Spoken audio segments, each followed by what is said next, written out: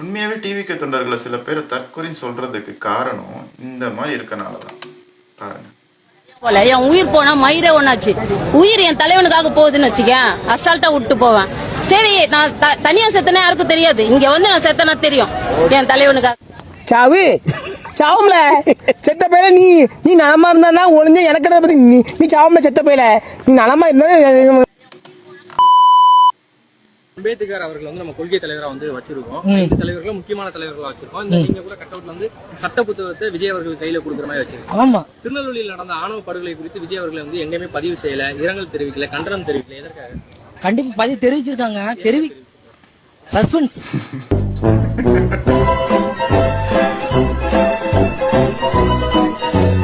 Suspense. இனிமே வந்து விஜய் சாரோட படத்தை பார்த்துட்டு மூவிக்கு ரிவ்யூ சொல்கிற மாதிரி தான் வந்து இவங்களோட பேட்டிலாம் இருக்குது. ரொம்ப இன்னசென்ட்டாக இருக்காங்க.